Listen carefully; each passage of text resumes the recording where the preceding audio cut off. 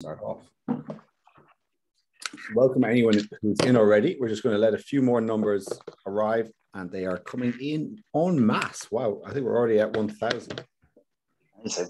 That's a big welcome party. You're all keen and eager. Bienvenue, welcome. We're just going to have a little glass because it's Thursday at 8 o'clock, so that's totally permitted. Absolutely. Okay. Well, Matt, 1,200 people have joined us already, and more are coming in. So I think we can already say a big welcome to everyone, and welcome to the launch and the first evening of September 2021. Those of you who've been with us for more than 12, 18 months will remember that we did this, something like this last year as well, a virtual festival. And the feedback we got was just incredible about just the community, bringing people together and the opportunity to taste wines maybe you wouldn't usually taste. And since that time, we have collaborated with Tring Winery to produce these tasting packs where we can go through, and actually it's a bit more involved, and you can taste along with us at home. In the past, we would have had winemakers on explaining their wines, talking about the region and so on. But and I will introduce the great Matt Smith momentarily, but with now the opportunity to sort of like launch this week or this month, of tasting, we thought, why don't we just do a crash course just to bring everyone up to speed, and you all walk away as absolute experts at the end of this, and we'll be asking questions, by the way. So we just thought we'll put some wines that sort of reflect sort of the key indicators around how to taste, how wines mature, the different temperatures and so on. And we'll just go through some different key points. So without further ado, I'm going to introduce or reintroduce, because you've met Matt before, but this is Matt, my new best mate, and who is the wine guy for Naked Wines. And Matt, you've worked at Berry Brothers and Rudd, a fine wine merchant, Waitrose, pretty good supermarket, and many, many other things. So welcome. And anything else you want to add about yourself? Do you any sports? What do you like to do on the weekend? I like to cycle my bike, as I think you know. Very keen cyclist. It's great to be here. Very excited to join Naked and to be taking part in September. It's really exciting and great to. Actually, I'll be honest, this is the first time I've really used the tasting packs. The industry is starting to cotton onto them as well in terms of sending samples around to taste. It's a great way of trying new things. So it should be a lot of fun. Yeah. Yes, nice one. So welcome to everyone. I can see already that the chat room has exploded, and that's the purpose of this. Matt and I will be talking through the different wines, trying to share little tidbits of knowledge that we have that we can relate to you guys, just to sort of, so you feel comfort. There's nothing snobby here, as you know, and if you didn't know, well, there's nothing snobby. It's very easygoing, laid back chat, but something that you can just take away and a better understanding around certain wines. So we will kick off with, and so we'll be coming back and doing the Q&A. So if you've got questions, chat goes in the chat room, back and forth with everyone, but the Q&A will go to towards the end of the session, and then we'll answer those questions. Okay, so Matt, we're going to kick off with the Pinot Grigio. I will just sort of, first of all, explain, it's pretty self-explanatory, but these tasting packs, so that you don't spill anything, you're going to start with this number one, the white wine, the Pinot Grigio. You click the box up like that, the paper separates. Inside you see this sachet, and then I just move it a little bit closer, and then you clip that. I've already done mine, and you pour it into the glass like that. So you give it a good enough clip so there's enough of a pour like that. Okay, Matt, talk us through, if you would, the first wine, the Pinot Grigio.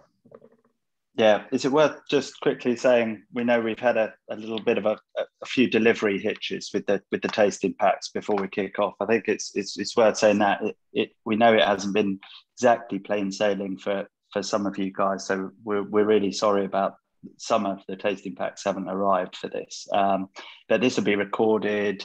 We'll get in touch to resolve the situation with you, and hopefully you'll be able to enjoy the wines at another time.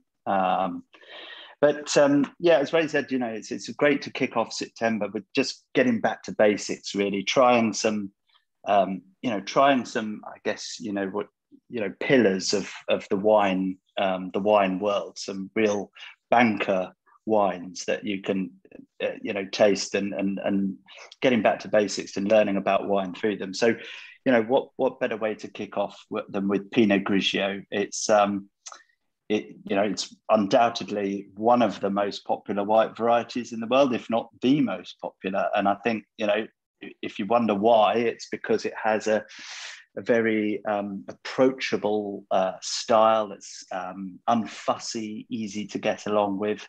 It's actually a variety that can take a lot of different personalities on, depending on where it comes from. So, it's grown quite widely in parts of France, in Alsace, where maybe it makes a spicier style of wine. But we're in northern Italy here, in the Veneto.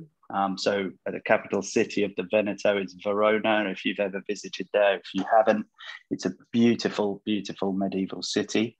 And so we're up in the north here, and really Grigio is the Italian word for grey.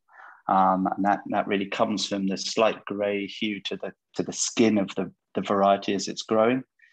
But really in the Veneto, in this region, Pinot Grigio is light and floral and delicate and really, just elegant, easy to get on with wine, I think. And it's an absolute textbook example.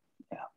And from Stefano de Blasi, who has made wine all over Italy, used to make wine with Antinori, so made wines like Tignanello and Celaya that go for very high price, but then what he has is just this knack and skill to deliver, affordable luxury wines that sort of taste beautiful, refreshing for Monday night, Tuesday night wine, and then he makes the great reds and the great whites for the weekend.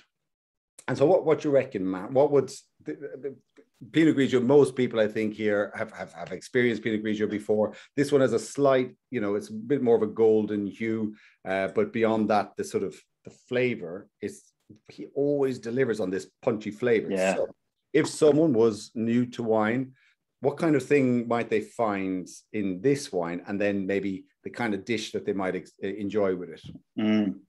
Well, I think that's Pinot Grigio's success. Is it's so flexible, it's so versatile variety. It's light, it's delicate. So I suppose when I smell this wine, I get sort of more floral characters, kind of white flowers, kind of stone fruit, nectarines, peach, maybe a bit of pear. I don't know about you, but it's along those sort of fresh, slightly stone fruit characters, some white flowers, some herbs.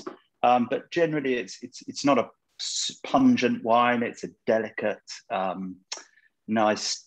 Yeah, somebody's getting that creamy texture in the mouth, and I think that's absolutely right. There's a nice feel if you hold the wine in your mouth for just a few seconds before swallowing, and it's light, it's delicate, so you can definitely be just drunk as an aperitif on its own. But goes great with anything from shellfish, light salads.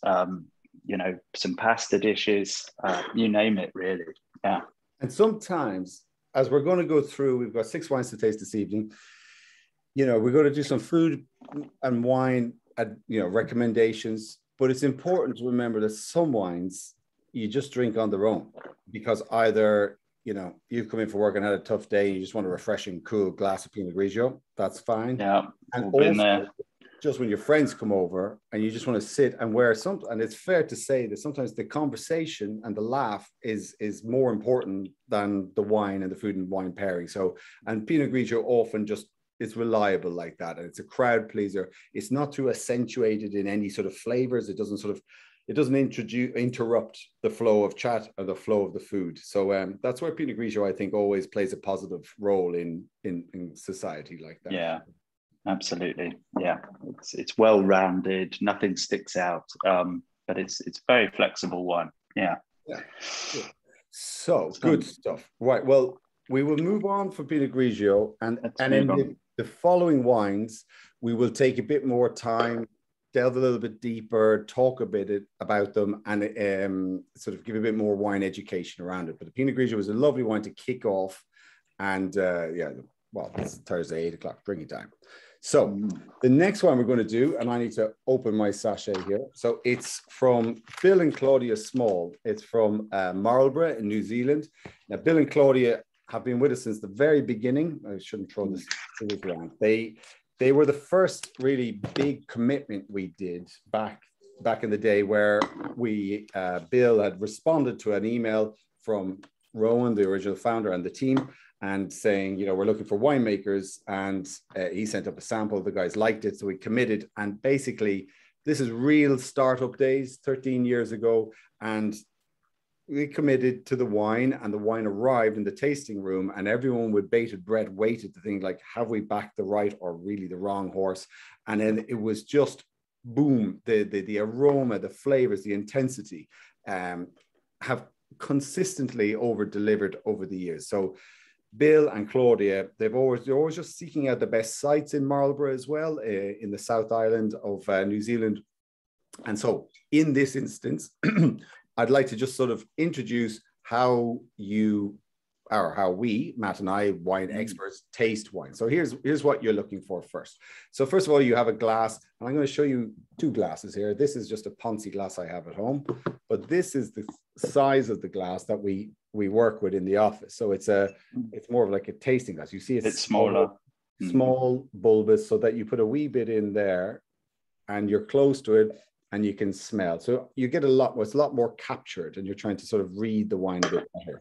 Whereas this is an enjoyable, pleasurable glass. That is, for anyone who's going to ask in the chat room, that is Schatzfiesel. What's the name of it again? It'll come to me. But anyway, it's for tasting. And then this just so happens to be a Riedel glass. Wings is the range. We're not promoting it. We don't sell it. So I'm just sharing with you what I have. Matt, you've got a Gabrielle glass. Gabriel glass, yeah, which is the same factory that Zalto's come out of. If anyone's ever come across Zalto's, you remortgage your house for a set of them. But you know, again, we don't sell them, but I recommend these. They come out the same factory. They're great. Yeah. So what we do is, first of all, in general, you're looking at the color of the wine. You don't have to do this every time, but these are the steps you look through. So you're looking at the color of the wine. You're looking for, if it was a white wine, is it clear and bright? If it was a red wine, which we'll taste later and look at later, you're looking at perhaps the depth of color. And if you see it's really dark, you're getting an impression that it's going to be typically a generous, deep, bold wine. And in a red wine, if you stretch it out like that, towards the hue, that's the outer rim of the wine that you're looking at.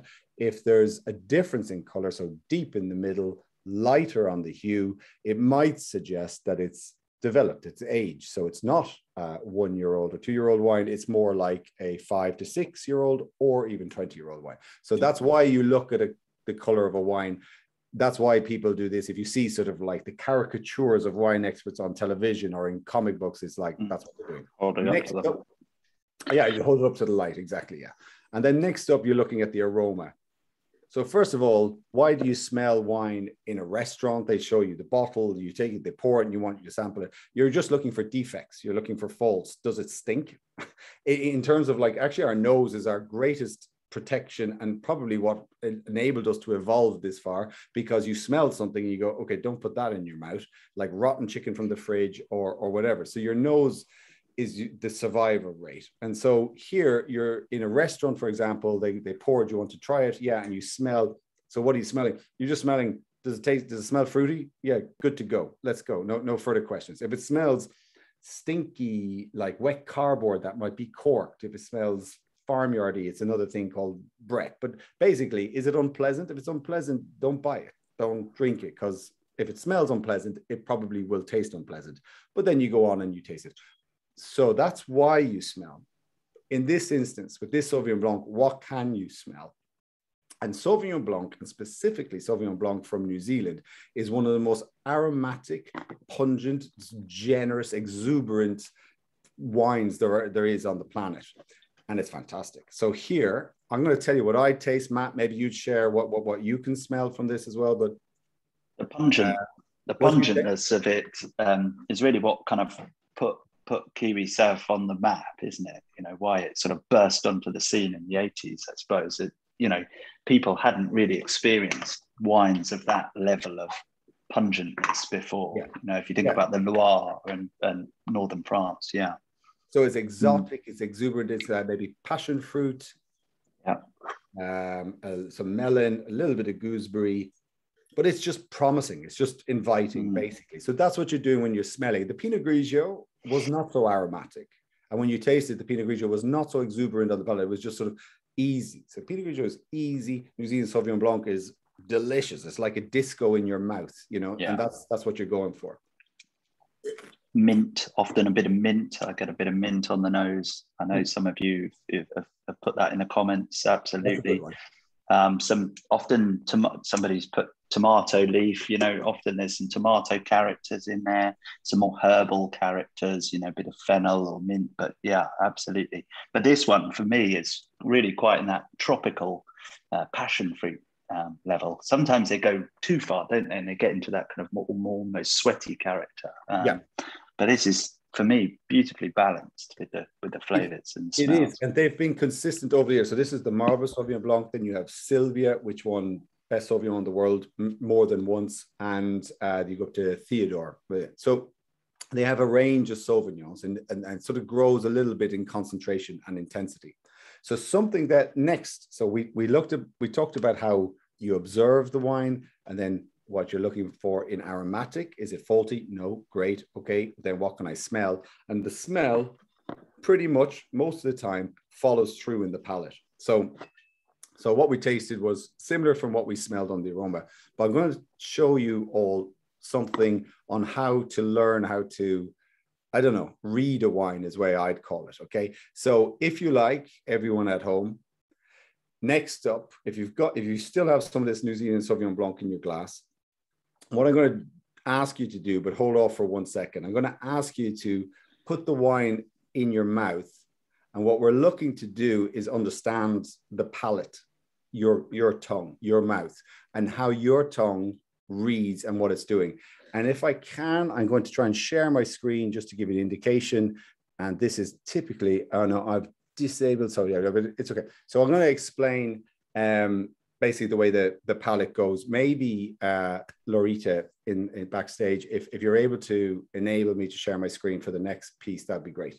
So in this instance, so what you're going to do is on the side of your tongue, I'm going to stick out my tongue, I'm afraid. On the side of your tongue, is where you detect acidity, like this. Okay, so you detect acidity on the side of your tongue. You detect sweetness on the very tip of your tongue, and you often detect alcohol or saltiness at the back of your tongue. So if you're tasting like a big, rich, red, heavy red, and you drink it, you might get this sort of burn at the back of your throat, and that's from the alcohol. So here, what we're trying to do is to taste this wine and understand that acidity. So here's what you do.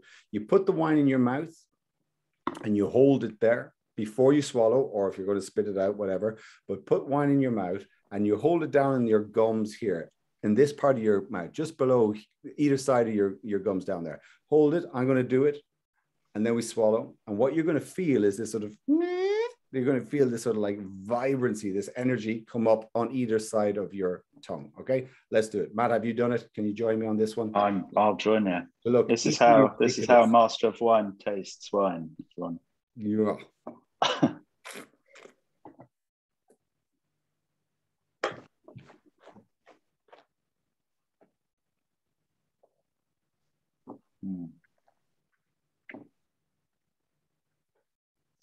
Okay, now spit or swallow, and now feel the intensity, the electricity of that. So like you're really feeling an acid sharp. So whilst that might not feel very pleasant at the moment, at least what you've done is been able to sort of experiment with this wine and see what role acidity has in a white wine. It gives it life, vivacity, crunchiness. It sort of lifts the wine and carries the wine. We've exaggerated everything. We've dialed everything up a bit. And so, it's not actually how you would appreciate this wine. So that's what you're looking for. When you're tasting a wine, you look at the acidity, you look at the fruit flavors that we talked about, gooseberry, passion fruit, grapefruit, talk of mint. And then the quality is just on the length for how long you can taste it. So pretty much that's the way you sort of approach a wine, whether it's red wine or white. In red wine, which we'll come on to afterwards, you're also taking into account tannins that may or may not dry your day. They just give structure to the wine. But we'll come back and talk about that as we get on to the reds. So on that note, Matt, shall we move to the next wine? And bear in mind, there will be time for questions and answers. Absolutely. In the last 15 minutes of the session. So number three. Number three. So this is Gris from Dom Hensel. And this comes from the Burgundy region of France, which is pretty much, I guess widely regarded, widely respected as the home of Chardonnay. And that's exactly what this wine is. It's 100% Chardonnay. And Burgundy's a region that spans really from northern France down to the center of France. It's quite a long region. So when you say Burgundy, that could actually mean a lot of different things. You get Chablis in the north of Burgundy, which is a very cool climate, making very clean, crisp, fresh mineral Chardonnays. And then you go further south, you go through the Cote de Nuit and the Cote de Beaune, which is the sort of the very prestigious part of central Burgundy, which is sort of like a half pipe of a valley that runs down, and you get these fantastic, famous vineyards, famous for Chardonnay and Pinot Noir, some of the great wines, the most expensive wines in the world. And then you urge further south, and you reach a region called the Macon. And that's where this wine comes from. And the Macon's a bit further south. It's nearer Lyon, and it's a bit warmer and a bit sunnier. And there's some good value to be had there, but really still world-class Chardonnays, I suppose. And Puy-Frisé is actually probably the king of that region, the best, the most well-respected appellation. That's a sort of protected region, if you like, where the quality is recognized, and Puy-Frisé, the quality is recognized as the highest in the Macon. So this is 100% Chardonnay. And really, I suppose Chardonnay, again, is so popular because it's a chameleon of a grape variety. It can mean so many different things in different winemakers' hands and from different parts of the world. And so in the Macon, Dom's made this wine.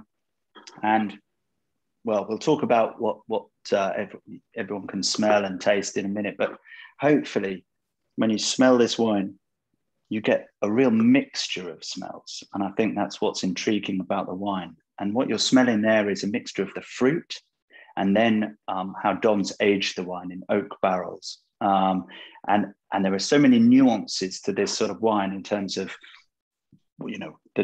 where the fruit comes from, but also then how you decide to mature it in oak barrels, which wood you use, how toasted the wood is, how long it spends, how old that wood is to start with. So without going into too many details, there are so many variables a winemaker can adjust to create the wine. So just gonna have a smell. If I can ask, just to sort of to take a sort of an overview of Burgundy. So I think we can safely claim that it is the home of Chardonnay. And then we see Chardonnay all around the world and making great wines all around the world. But many of those winemakers would just sort of bow down and genuflect to the sort of the altar of wine of Chardonnay from Burgundy. So lots of people know Puy-Frisé and lots of people also know Chablis. And so how would you sort of differentiate both of those wines, both Burgundy, but maybe a little bit different style? Yeah, absolutely. Well, I reckon there's about 200 kilometers, 300 kilometers distance between the two. So when you talk about a region of France, it's a long one, and the climate is pretty different. Chablis much cooler, so the Chardonnay tends to be more citrus, fresher, a bit leaner, a bit in the more kind of green fruit spectrum. Yeah. then as you go further south, things warm up a little bit, and they continue warming up. So by the time you get to the Macon nearer Lyon, you're kind of into central France there, and warmer summers. The other thing about Burgundy is it's in the middle of France, okay? So it's really far away from the sea. And the other impact that has is you get what's called a continental climate. So you've got very cold winters, but really quite warm summers. So a big shift between the two. And so in the summer, you get actually quite a lot of heat in the vineyards, and the Chardonnay can really get quite ripe. And I think that's what you're getting here. You're getting quite ripe. It's still great acidity if you feel it in the mouth, great freshness. But it's sunnier Chardonnay, isn't it? It's quite rich. It's luxurious. Yeah, it is that more luxurious style. Yeah, and Dom has been making wines there for, well, I think also since it began 12, 13 years ago. And it's the oak management. So actually, what I personally don't really taste is oak, like wood. What I feel is texture and viscosity and richness. And so some wines that have been, you might describe them as oaked, but they only have like maybe 20% oaked. And all it does is sort of soften and mellow down the wine, and then actually it ameliorates, it brings out the better qualities of the wine. So what would you drink this with? What would your ideal food pairing be for something like this, Ray? I'd say starting off pretty simple. I mean, really simple but delicious always is roast chicken. Just because the roast is related to the toasting of the barrel, so that works. The white chicken is related to the roast, meaning the skin and so on, and then the white chicken is that sort of fresh fruits that you're talking about that goes through.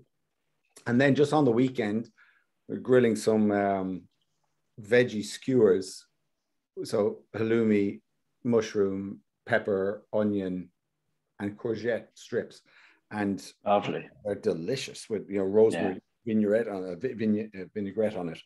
And I'm taking back to them because, well, I want to be back there eating those, and this works with that. So maybe that's that char. So you're having a barbecue. So it's where you've got that little bit of warmth in the wine.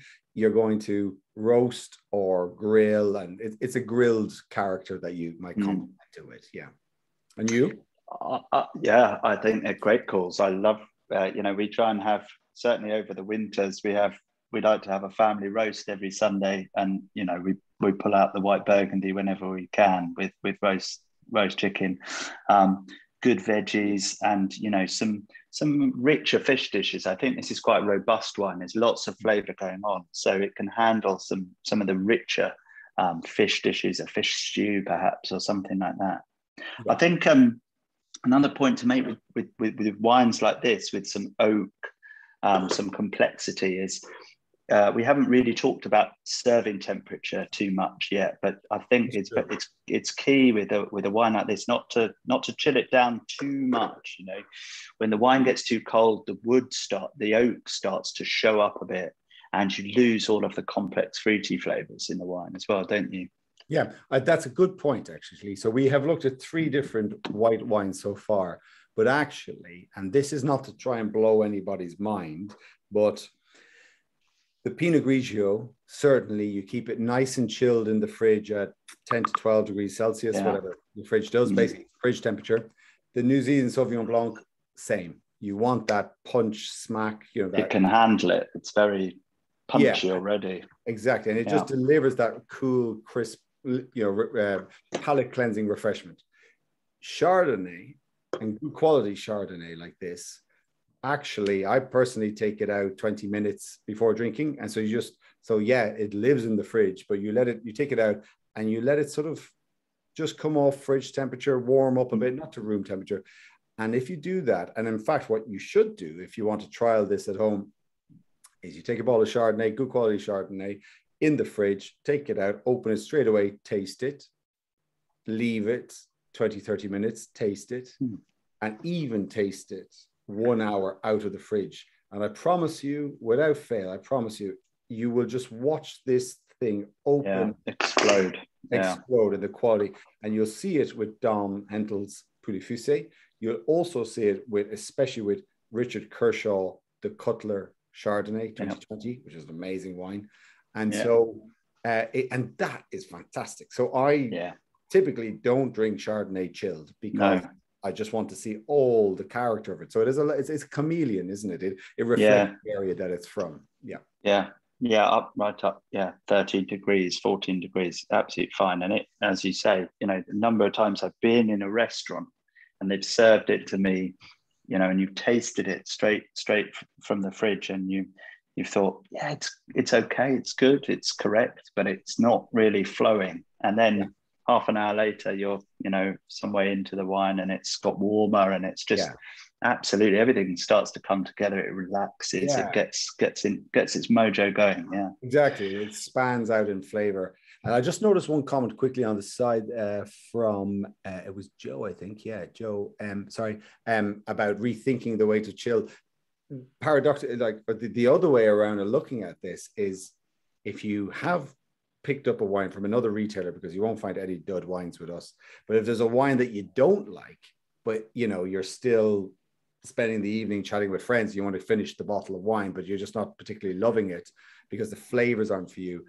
If you chill that wine right down, so fridge temperature or even freezer temperature, cold numbs and nukes the aroma and flavor. So drink responsibly, but if you're not enjoying it, if you want to get through it, have the crack that you had intended, you really might still not enjoy it massively. Just kill the flavor with coldness. Kill it with coldness. So okay, cool. Fair play. We will move then, and I hope the pace is okay for everyone. You remember what you can do with these if you're tasting them at home alone, or two of you, but still you don't want to taste so much. Simply a peg or even an elastic band around that, and then you can put it back in the fridge, because you have 6 wines here. That's 600 centiliters. That's not too far off one whole bottle. You might want to taste them again tomorrow, and this is recorded, and you could watch it back as I go into them. So don't feel in any way the need to rush through these, drink through these, or even pour them out. We'll just move on to the next 3 wines in order for us to be able to take questions and respond. Okay. So it's a rosé, this one. Next one was a rosé from Katie Jones and Jean-Marc, our dearest friends. You're very close to Katie and Jean-Marc yourself, aren't you, Matt? I am, good friend of Katie's for many years, or ever since I've been in the wine trade. So I think one of my first trips to France, I met Katie back in 2002 or 2001, and she was working for the co-op at the time. So we go way back. And if anyone is new to joining us here, we brought Katie Jones on board. Well, Katie Jones had, some of you will know this already, so I'll just quickly repeat it. But she was making wines in Touchon, a small appellation, small village in the south of France, Roussillon. So sort of, up, it's quite rocky area around from Narbonne, down from Narbonne and over this way. And she was making wine, and she went to Germany to promote her wine at a big wine fair there called Provine. And when she came back, she realized when she was sharing wines, she wanted to serve wine to guests that had visited her winery, that the tanks were empty, and vandals, it turned out, had broken into her winery and let all the wine out of her tank. And basically they weren't so keen on her success in such a small and struggling village. And so she lost all of her profits down the drain that was in this tank. And the Naked picked up on it, and we reached out to all of our angels at the time and said, can we help Katie here? And we raised, I think it was £250,000 in 48 hours. And so basically it was a future commitment to wines. And since then, it's been a pleasure to work with Katie. Great wines, and her husband, Jean-Marc. And so this is rosé. And just in the interest of a wine crash course, we'll talk a bit about what and the who and the what and the why is rosé. So rosé is basically, I'm just going to go from real basics and then we'll sort of come up a step. But rosé is made from black grapes, any black grape, But here we're looking at, I think, Grenache Syrah, the grapes they use down there. And what you do is you make wine from the black grapes, but you make it almost like a white wine. So you take in the black grapes, you push it in, and all the juice sits with the skins, and the black skins of the grape, or the red skins of the grape, they literally dye the juice that's inside. So remember, if you grapes from a greengrocer or wherever, a grape that we eat, table grapes, it's purple or red, and you squeeze it or you open it, it's white juice inside. It's a black skin, but it's white juice inside. When you squeeze that, what comes out of it is white juice. But if you're to let the skin sit with the white juice, the skin will dye the white juice, slowly turning the juice from white to not so white, almost gray, and then into different spectrums of pink, until it goes all the way over. And this is about hours at first, and then it goes into number of days, and then eventually you're making red wine. So if you let it sit with the skins for 8 days, you're making red wine. If you let it sit with the skins for 8 hours, you're making rosé. 12 hours, maybe 18 hours. But this is your sort of spectrum of how much, what profile of color are you looking for? And each region around the world will sort of aspire to a different sort of color, not vastly, it's not complicated. Provence in the south of France is typically aiming for a very pale profile, and lots, because of the fame of Provence, many other regions have followed this style. And in Katie here, we're a little bit deeper than Provence, would you say, Matt? It's good, and it's almost bringing on a nice orange tinge. Yeah. I mean, that's the thing, isn't it? Sorry to interrupt. Yeah, Provence has always aimed for that very pale color, and all the other regions of the world have seen how popular that's become and tried to emulate it. But often, we can get too preoccupied, particularly in this country, with the color of rosé. I think that's fair to say. Yeah. And when you try and get the wine too pale, you often lose some flavor in there, and that happens a lot. Provence is particular because of the varieties they use. They can get lots of fruit, but still pale. But what Katie's not done here is try to strip out too much color and lose some of the flavor. So yeah, a little bit darker, but all the better for it, really. Yeah, absolutely. And if there are rosé lovers, diehard rosé lovers tuning in this evening, there is a rosé group.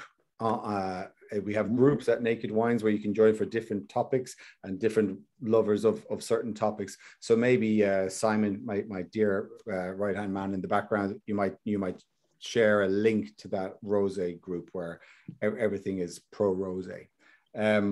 So flavors here, it's crisp and fresh. It's subtle, and that's kind of what comes part and parcel with rosé, unless you almost have to, if anyone is thinking of the olden days where you had like white Zinfandel, olden days, it wasn't long ago. It was 5 years still ago. Massively popular. Is it still knocking about? Okay. Yeah. So this is, first of all, it's dry. That's what you call a dry rosé, in case you're trying to understand, or like sweet rosé. And in terms of, terminology, and don't overthink it, but basically you might say, I like a dry wine, or I've heard, as I was a sommelier before in a restaurant, and I remember people saying, I like a sweet style of wine. But what I learned to perhaps understand was maybe what people like is a fruity and a fruit forward style of wine, but the wine remains dry, rather than a sweet wine, which we might also think about like a dessert wine, real sort of viscous, sweet, just really over the top sweetness. So here, this is a dry rosé, but it has fruit. And the fruit is, I'm thinking raspberry, red currant, raspberry leaf. So it's refreshing, it's easy. And again, you just have a good sensation on your palate. And for food pairings, Matt, I'm going to be a little bit stereotypical, barbecue, but still there's something about salmon in there that needs address. I don't know, it's more like sort of grilled salmon or something like that. Yeah, Asian food, some sort of mildly spiced curries, that kind of thing that needs some fruit. this is great. I think. I mean, it's not a super punchy wine. It's not a fruit bomb. It's not fruit salad. It's a lot of the rosés from this neck of the woods are kind of all about, well, you know, just enjoying them in warm weather, ideally, which we've not been having, but also this sort of dry, this nice feel in the mouth, of sort of texture, not overly fruity, that kind of thing. I mean, I think it goes great with, can handle sausages, meats, pretty robust sort of autumny mushroom dishes, all sorts, but lightly spiced curries. Yeah. I like, you mentioned sausages. I like the idea of that, you know, nice, all the mix thrown in there. And or merguez sausage that comes from this part of the world too as well. Yeah. Very good. Lovely. That's the rosé. And if you've got an extended question on that, stick it in the Q&A. There's already a number of questions there, and we're very keen to answer all of those. So what we'll do next, I'll just, before we move on, we'll just raise a glass of this to Jean-Marc, Katie's husband. He's not had a great year. He lost a lot of his grapes to frost this year. I think it's relatively well known. So Katie was quite fortunate with her own vineyards, but poor old Jean-Marc lost a lot of vineyards in the frost. I think if anyone's ever seen much of it, it's really started to populate the mainstream press, but the whole of France has been blighted by frost this year. And Jean-Marc lost 70-80% of his vineyards to frost this year. And then he's not been well recently either, which I know Katie's posted on her wall, but he's recovering well, and he's a very positive man. So here's to you, Jean-Marc. Yeah. Lovely. He is the nicest man in the room, isn't he? Yeah. He is. Nice one, Jean-Marc. Yeah. À votre santé. Cool. The next wine, it's still in the box. So this will be the Cote De Rong. So we remain in France, but we go to a very popular style that people have loved. But we were just talking earlier, Matt, and I remember just pointing out like how really blown away, impressed you were with this. I mean, Ben has improved this wine over the years. This is Benjamin Darneau, also one of the first winemakers we've had. He's been with us for 12, 13 years. And there's very little he can't do. He is Crémant de Bourgogne, but so he's here in the South Rhone, and as people may know, is Minervois as well. And I think it's just the style he manages to achieve. He just delivers in customer happiness. I think that's his thing. So how would you take us through? Yeah, that's right. It's a very happy glass of wine, this, isn't it? I was blown away when I had a little sneak preview earlier. And I think what's interesting about this wine is he's just nailed the style. It's drinkable, it's fun, it's exuberant, it's punch. You know, it's got these lovely floral characters, almost violets and dark fruit, but it's not heavy, it's not jammy, it's very refreshing. You know, we were talking about temperature. I think we both agree, right, that we'd have this a bit chilled. You know, that you get to red wines, and we can talk a bit more about what red wines you would chill. It's a really interesting point. I think people tend to serve red wine too warm in general, particularly in this country. But you know, when there are no tannins in the wine, when the wine is soft and supple, it always benefits from being a little bit colder, 9 times out of 10. And Beaujolais is a classic for chilling. But, you know, even Southern Rhone, you know, this is predominantly Grenache. It's a thin-skinned grape. So there aren't huge amounts of tannin in there. It's a very aromatic, fragrant grape. And this works brilliantly, slightly chilled. Yeah. Yeah, I concur. You mentioned tannin there, and I mentioned it earlier on. So as we're in a wine crash course, I'm just going to touch on it so people understand and feel a bit comfortable in how they relate to the term tannin. So tannins come from the skin of a grape, white or red, but pretty much you're just talking about red, okay? And when you leave that sort of white juice squeezed, and then you leave it with the skins, as I said earlier with the rosé, you're soaking it, getting color, you're also getting flavor, and you're also getting tannin. And so it comes from the outer area of the skin. And it's good. It gives structure. So when you drink a white wine, you go, oh, that's deliciously refreshing and crisp. Thank you very much. And then you have a drink of a red wine, you go, oh, that's so big and bold and generous. And I can really, it's quite got a bit of power, not this wine, but it has, you feel it. Some of that is coming from the tannin. So the tannin comes from the skin. It also comes from the stem. If you pick a bunch of grapes, think of it from the greengrocer, you've got the bunch, the berry, and you also have the stem holding it all together. And some people might choose to include some of that in the fermentation. So it's all bubbling away together. It's all extracting out of the skin into the white juice, which is now going pink, pink, red, red, deep, deep red, depending on how long you do it. So that's tannin.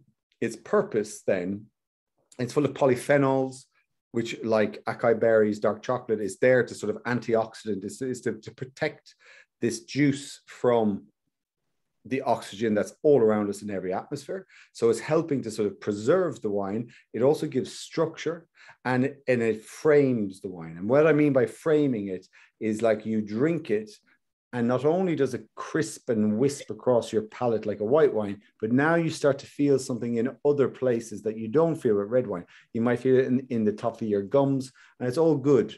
Too much tannin or dry tannin or too much extract, and then you go, oh my God, I can't feel my face. There's so much tannin in the wine. So that's unpleasant. So the skill of the winemaker is to balance the acidity, which I talked about earlier, in the side of your mouth, the alcohol, which you feel at the back of your mouth, the sweetness, which is the berry fruitiness at the front, and then the tannin that sort of goes around the mouth. So it's all about balance. And trust me, it is an art, and it's a beautiful art. And so to look at flowers, or to look at a gallery, an art gallery, and then to drink wine, it doesn't need to be complex. You don't need to blow your mind about it, but just to go, wow, someone really slowed down and put all of these things together. And for me, it's just easy, but a lot of work and technical expertise has come from it. So that's the role tannin plays.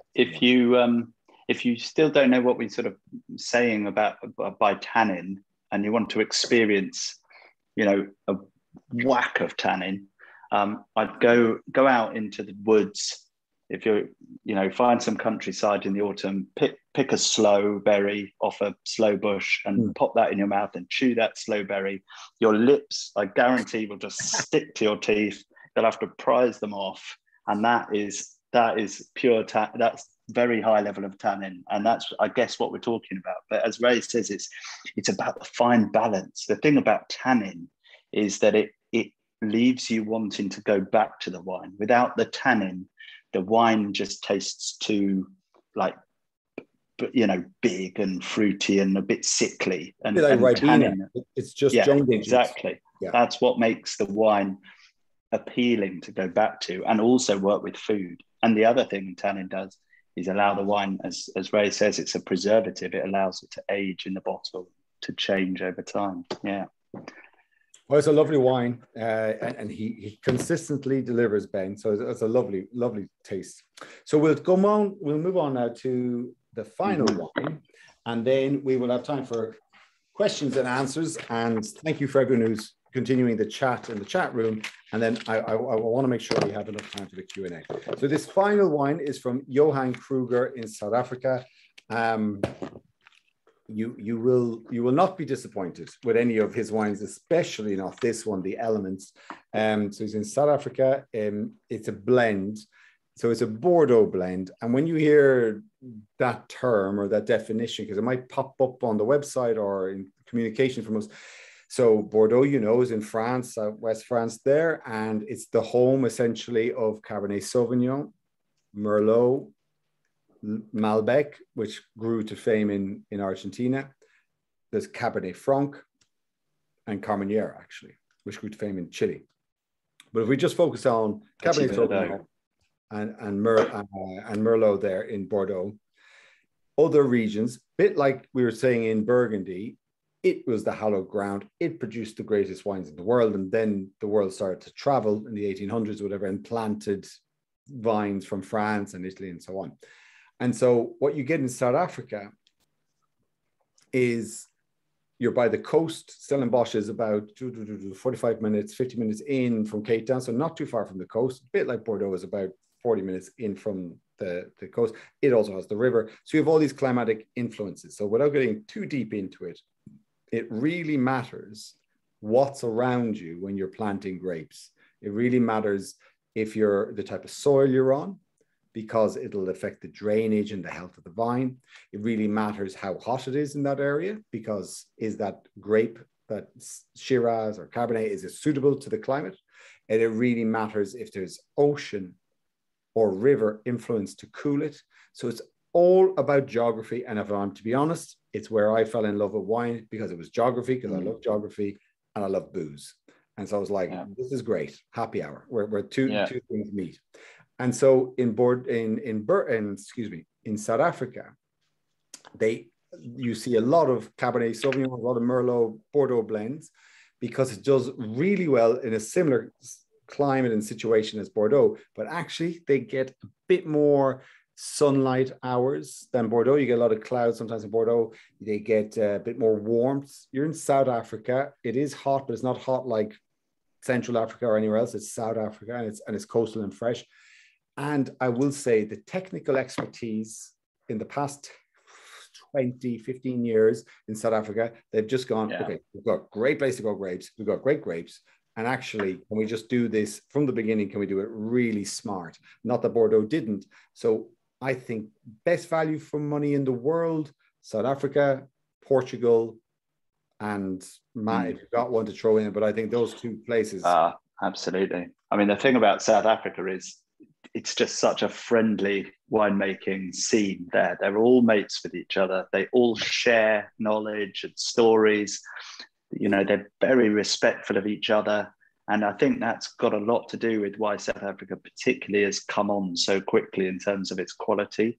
The other thing to say about South Africa is it's this, you know, if anyone thinks of South Africa as the new world of winemaking, it really isn't. It's extremely, their soils are, without getting too geological, but their soils are the oldest pretty much in the world for grapes are grown on. And, you know, they've been making wine there for a very, very long time, food colonial times, really. But I think I fell in love with South Africa as well, traveling there and just seeing how friendly and non-competitive all the winemakers were about each other. And the quality and the value there is phenomenal. This is a great time to probably talk about the art of blending grape varieties. We've had some blends in the lineup tonight, which we haven't really talked about the blending, but we've also had some single varietals, you know, Sauvignon Blanc, it is Sauvignon, it's Chardonnay, it is Chardonnay.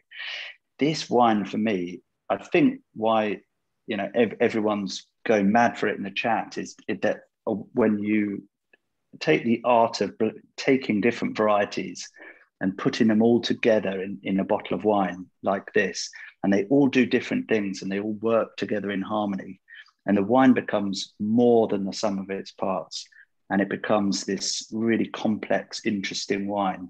And this is why blends exist. And this is a perfect example of that. Of course, the other thing is if you've got changes in climate, changes in vintage conditions, you know, you can tweak, you can put more Cabernet in one year, more Cabernet Franc in one year, you know, you can beef it out. It's, you know, if you haven't got enough color, you put a bit more Cabernet Petit Verdot in it or something like that. So I think that's why we wanted to show this wine tonight, really, wasn't it? It's the art of putting varieties together, blending wine. Yeah, absolutely. And when you're tasting it at home now, and you give yourself a good mouthfeel, remember what we did earlier with the acidity, so you're feeling fresh as here. Here, we talk about tannins again. It's what I call chalky tannins, or people call chalky tannins. So you just know they're there, but they're not accentuated. And it is in that glass, in that mouthful of pleasure, is almost a calculation of the right thing for you. It is like cooking, you know, you put in a little bit of this, a little bit of cinnamon spice, and a little bit of that, and you measure it all out. And if you put in too much of one thing, the cake or the dinner, the dish goes the wrong way. So everything is just properly measured so that the final execution is just effortless and pleasurable, and that anyone who's drinking it tonight is enjoying it. Is like, wow, that's a great wine. It's so easy. I love it. And it is that, as you said, Matt, the detail to pull it all together and just get things right. And that's the beauty. It's an incredible art of wine. Is everything tastes different. The grapes, all of them feel different, more tannin, more acid. All of them sort of ripen at different points. And when you put them together, and then some oak component, that you can produce something like that. So it really is craftful. It really is masterful like that. Yeah. Yeah. Absolutely nailed this wine, I think. Yeah. It's delicious, dangerously delicious. So we say we've got 4 minutes left. We might push to run 10 minutes over because it's very important for us to answer some of the Q&A, and there are 50 questions. Okay. So this kind of, we're working on about 3 seconds per question. Let's go. Okay. Speed questions. Yeah, from the very beginning, Jackie Stewart. I won't name out everyone, but I'll read the question. I love the glasses you are both drinking from. The shape. Where are they from, Matt? I think we covered that. Yours. Where could you buy that? I think you Google it, but it's called Gabrielle. Yeah, the make is called Gabrielle. I don't know where you can buy them from. So search them on the internet. Probably Amazon. They sell everything in the world, so they probably sell them. Yeah. Or a local wine merchant. Or local. Yeah. So next question. How big are the grapes for Chardonnay? Matt, good luck with that. How big? They're big. Depends. So I think depends. It does depend. It depends on the the year, the climate. That's something winemakers, the viticulturists, the people that manage the vineyards, particularly look at as the season goes through and they ripen, and they start weighing the bunches and having a look at the size of the berries. Basically, if you have a year where there's not much water, if there's a bit of stress on the vine, the berries will be small and concentrated. And if there's a reasonable amount of water in the soil, you'll get bigger, juicier berries. And a mixture of the two is probably a good thing, particularly with Chardonnay. You have some riper, some smaller, and there's a bit of variety. But there's no easy answer to that. It could vary. Yeah. Fair enough. And I would just ask Dominique, my dearest colleague, I see people are throwing up answers. I think in the chat, there's now a sort of preference of wines for the evening. So there's an order going up. Dom, if you have that poll ready, which I skipped over, perhaps you could share it.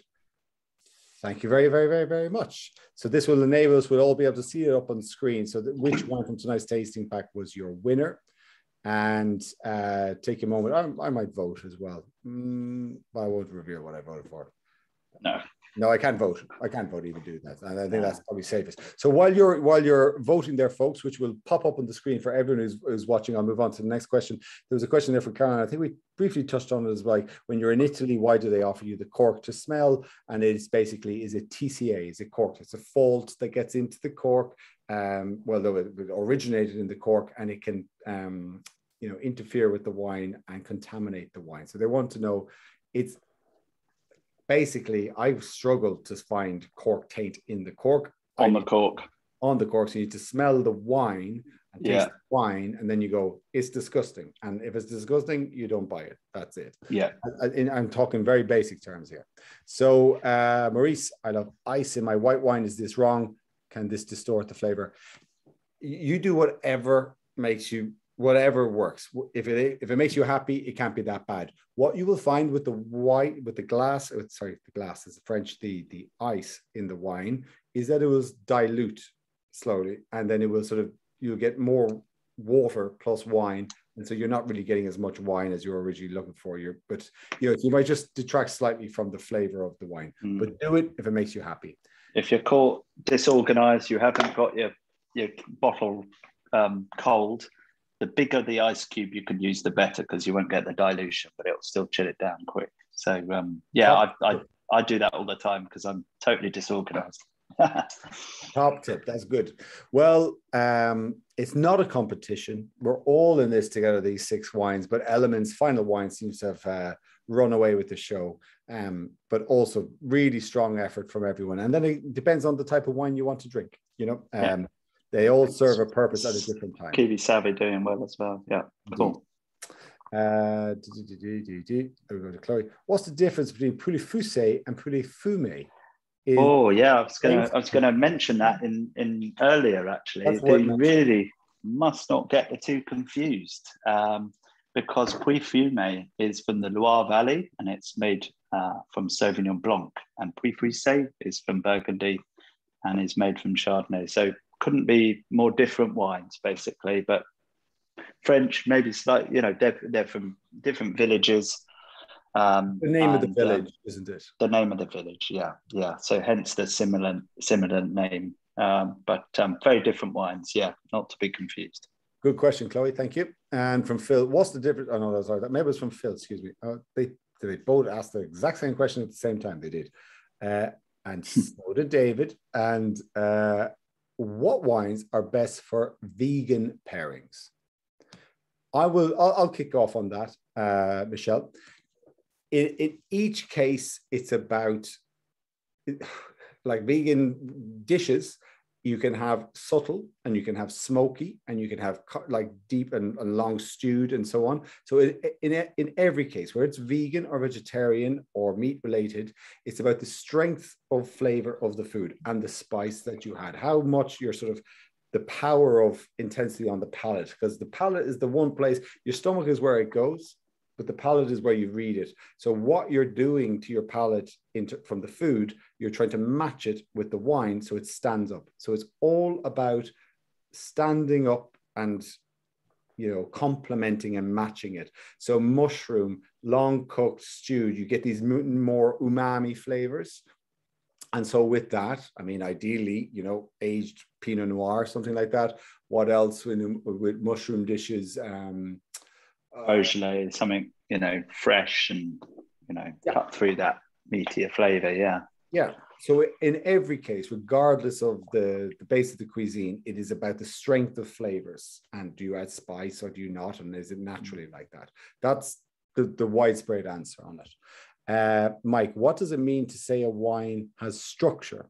Okay, so what I mean by that is, if you think about Beaujolais Nouveau, or if you think about maybe say like the entry level Australian Shiraz or entry level South African Merlot, like really tasty, fruity, juicy. When you drink them, they're just so easy and approachable. There's no thinking involved. It's just blackberry fruits, black cassis, and it goes down like that.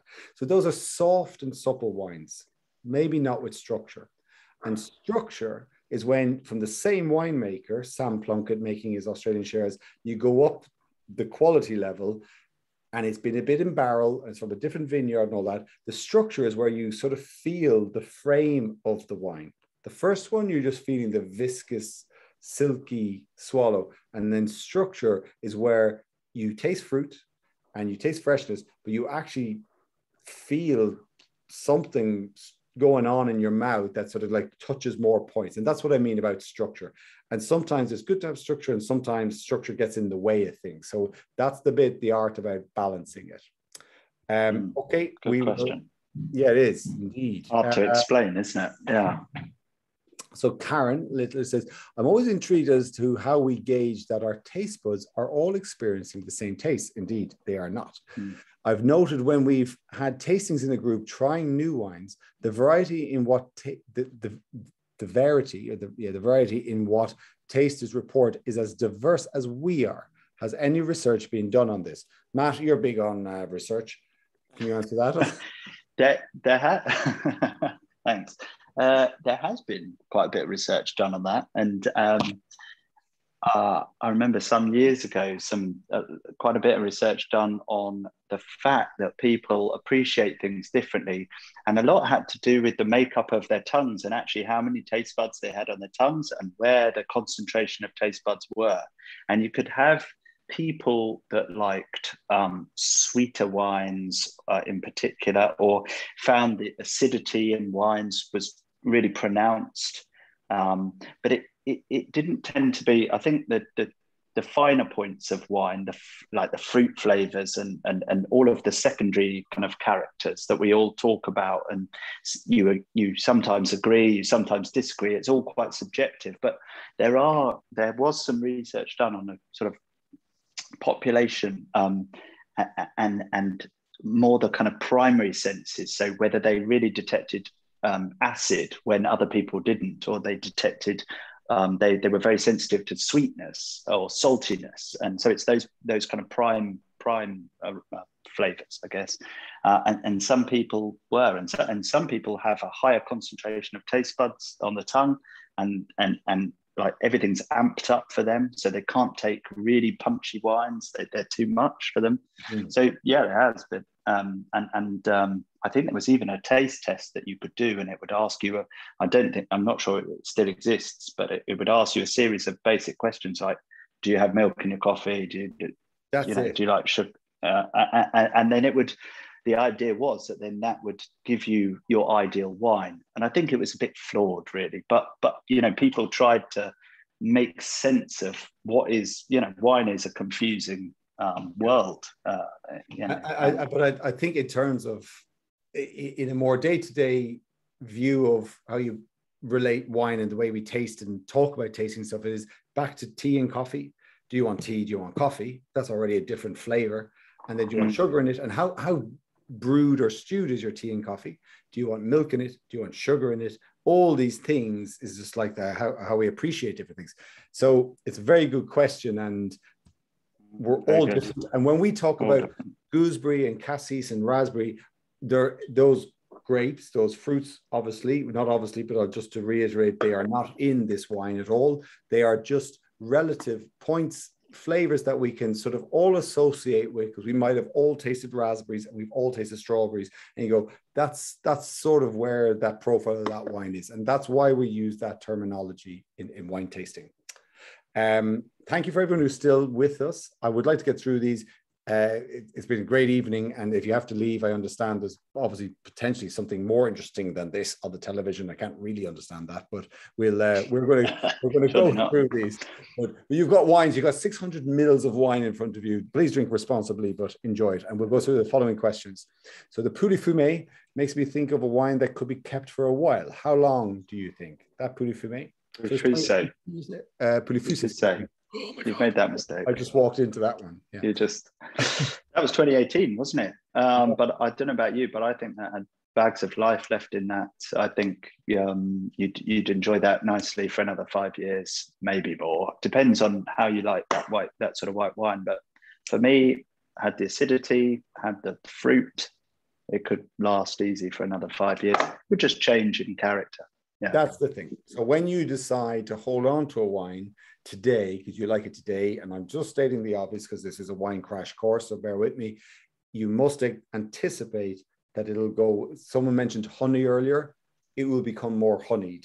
It will become less vivacious, fresh, and that's what you're looking forward to. So if you like that style, lay it down. Yeah. The next question from Andrea: are the Pax Packets biodegradable? They are not. Alas, they are recyclable. The cardboard is recyclable. The bag or the box that came in is recyclable. The actual internal sachet is not. They are lightweight. And our objective here is to introduce customers to Angels, family, community, into new wines. We have another tasting coming up on the 23rd, which is off the beaten track wines. So here you'll taste wines that you may not have usually tasted. But we're removing expedition to all the of risk, the glass and all that sort of stuff, and then the risk, exactly, you just sort of taste the bit and go, it's for me, it's not for me. So we are stepping into this. We have a sustainability manager, and there's a sustainability session coming up on the 16th, I think it's a Thursday, whatever that Thursday is, and we're going to talk about sustainability. So we're extremely serious and passionate about recycling, sustainability, and care for our planet, because this all comes from the planet, the grapes. So just remember, so the sachet is not, the intention is to spread as much diversity or introduction to wines as possible. Okay, and from Chloe, what's orange wine that is often sold in Europe? Orange wine, Matt, tell us. Good question. Well, orange wine can be a couple of different things, but generally it's describing the color of the wine. And what it generally refers to is white wines that where the juice has been left in contact with the skin for a long time, for a reasonable amount of time, and that can vary. So that's what I mean by a variety of different orange wine styles. But basically, the wine picks up some color, usually from the skin, and maybe from becoming a little bit oxidized as it spends time with the skins, because it's usually done in a slightly porous container, either a clay pot or a old oak barrel, but usually left a little bit in contact with the air. But the wine is going a darker color because it's picking up color from the skin and tannin as well. So we've talked about tannin, and you get tannin in white grapes as well, a smaller amount, but you do get it. And if with orange wine, you might leave the wine in contact with the skins from anything from a few hours, 12 hours, 24 hours, to, some people leave it in contact with the skin for a week, 2 weeks, and it can become. And what you get with those wines is they take on many other different smell and aromas and flavor compounds. It's much less about pure fruit flavors, and you start to get flavors of tea and herbs. They're not for everyone. They're quite complex wines. There's a lot of bad wine making in the orange wine world, but there's a lot of good wines, historical wines. And I encourage everyone to try them, because they are really interesting. They go very well with food, but they have structure. They often have tannin, and they can take you back at first, I think, a little bit. Yeah. And so and with Naked, we have from Gris, we have Trupis Winery. So there's the root Gris, and so this is a white grape Moschfilero, which they do the Trupis Moschfilero, and so this would be a sort of a stepping stone into that world. And then Matt and I are on the look constantly now, and we had a shopping list. We asked you what we should go after, and within there we'll include some more. But if you look up, and maybe is that a producer? No, so maybe Simon or someone can just sort of share that Trupis Root Gris Moschfilero, and it's absolutely delicious wine. Oh my god! How long is that in contact with the skins? That's some few hours or 8 hours or something like that, isn't it? I thought you had the answer to that, actually. But I'm surprised you did. Okay, so some hours. So Angela mentioned that the rosé is not available on the ordering app. Sorry, but it should be on the website, or it will be in the next day or two as we fulfill this case. Mark, interesting that the pack said not to cool the rosé. Did it? Well, that was not right, and I apologize, and we'll look into that. Mark, thanks for bringing it to our attention. Gordon, where has Matt come from, and what's his history? Well, Gordon, we did touch on this earlier, but can I do, in the interest of time, can I do it? Matt, can I talk about you in the third person? Yeah, very quickly. Yeah, Matt was a buyer for Berry Brothers and Rudd, fine wine merchants, and before that for Waitrose, where he was managing numerous regions, South Africa, New Zealand, and really in touch with the best producers. And so with Matt, we not only do we get good look and charm, we also get a black book of source of winemakers. So that's where Matt. Anyway, move on. Yeah, Robert, Ray, killer question: ice with rosé. So as Matt said earlier, I think the recipe is the bigger the block of ice, the better for the wine. Next up, can you play the piano? Can you play for us? I can, I can, and I can't. I can play the piano, and I can't play for you because I'm so sorry we're running out of time, and I'm really not. That's a shame. Not public performance yet. I know, for Christmas. Really not that good. It's all in my head. So you can Oliver, practice for Christmas. Yes, we'll think about that. Oliver, I'm a massive Pinot fan, but wanting to try something new but still dry. Pinot. I think we might be talking about Pinot Gris here, as that was in the pack. What would you recommend? So an alternative to Pinot Gris, Matt. What about Picpoul or Bourret? Yeah.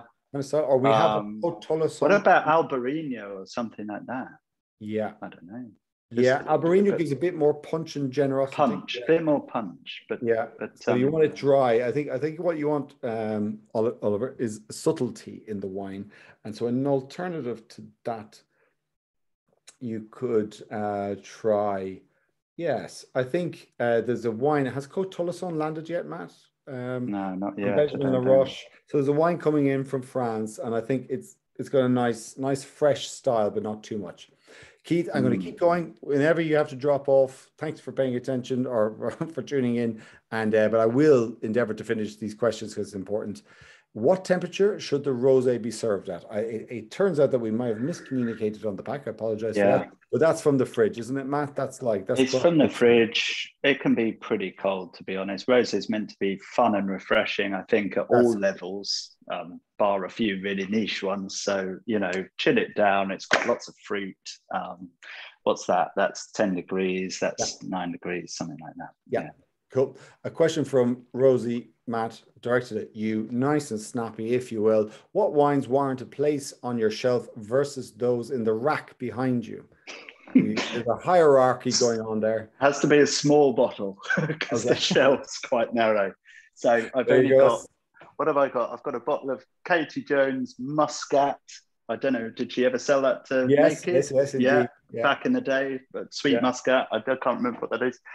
I've got a Vinsanto from Chianti, and I've got the Molyneux's Solera straw wine from South Africa, which was like 100-point rated, unbelievable. I've got one bottle. It's up there. No one's having it.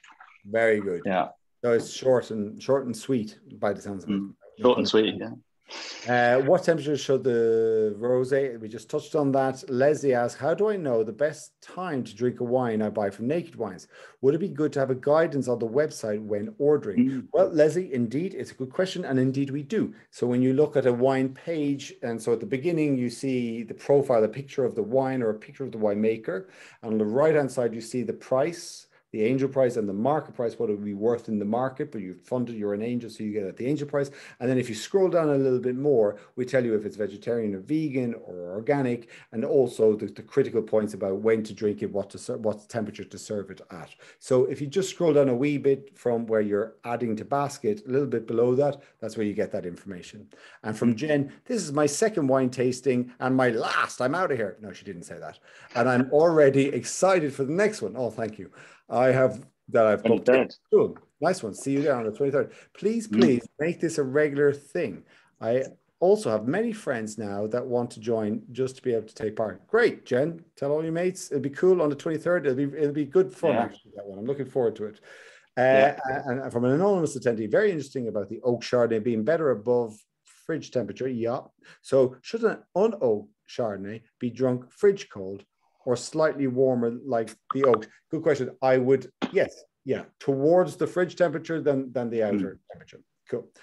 John asks, I'm going to take two more and then we're going to wrap up just so everyone can say their goodbyes. And thank you for everyone who's participated and their questions. So one from John and one from Joan from different parts of the world. I have a dual zone wine fridge and not sure on what the temperature should be in the white and in the red zone. What would you suggest? Well, Matt, I was very impressed with the wine fridge in our wine tasting room this week when we were tasting. And that was set at 10, 11. And when we put it in, those German Rieslings, they went right down. So I would say, or would you like to say? Because have you got a wine fridge? No, I don't. I've got a cellar, luckily, but I dedicated. I think I agree. Those dual temperature. I think you need a greater difference than the one we've got in the office was fantastic for white wine, but obviously you want to be able to keep those reds in a good level. So what's that, 15 and 10 or something like that? Yeah. 10 for the whites, 15 for the reds. Very good. Yeah. And the last question, and thanks everyone for participating, from Joan, how can you tell if there are tannins within the wine before you drink it? Good question. Okay. So, and one to end on. So, John, if you look on the way we define the wine style on the website, so as I mentioned a bit earlier, it'll say that it's organic and vegan or vegetarian. It'll say if it's a smooth red or a big red, and some of the descriptors from us, from the way we define the wine, and also maybe just read some of the comments on the wall of a wine where someone says, you know, it's really quite tight, really quite hard, really quite structured, might suggest a sort of more extracted tannic wine. And what I'm trying to do is save you from learning everything in the world about wine, where you think that Beaujolais is typically softer and Bordeaux can be more structured with more tannin, but not necessarily. So it should come down to the indicators, the tick points that we put on the website. We should be your best counsel on how to know how structured, how much tannin is in the wine, and whether it's a big, bold tannic wine or it's a light, soft, easy drinking wine. And when you buy it and you drink it and you go, I did not like that, that did not reflect that, we 100% guarantee to refund it and apologize for the evening that you missed on it, and you get your money back without a doubt. And that applies to everyone, of course. So from there. So Matt, I think we'll wrap it there. And thanks. And sorry for those questions we didn't get to, but my energy meter runs out in about 2 minutes, and then I have to put another 10p coin in, and I don't have a 10p. So it's been a cool evening. I hope everyone enjoyed and took some just nice little useful anecdotes, tidbits from it that they can apply in future. And we are here all month. Matt will be talking gin at some point. I'll be talking many things. I'll be in a restaurant with Derek Hardy and watching this in Norton, Spain, Basque food. We'll be down in Simpson's Vineyard. Yeah, the finale.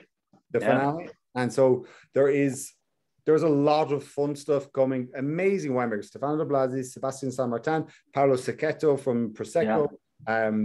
And on and on and on. So it's a good month. Keep an eye out and drop it in. And if you can't make it, you can watch. We'll be playing the back each tune. But thank you very, very, very much for thinking, I want to participate in this. The questions in the chat have been brilliant. Great questions. Great questions. You've been brilliant, Matt. Really, really one of the likewise. Yeah, it was a lot of fun. It was a lot of fun. Nice to meet everyone. All right. Have a great evening, everybody. Stay safe, and we'll see you next Tuesday, probably. I think there's a session coming up then, the September Festival. All the best. Bye-bye. Take care.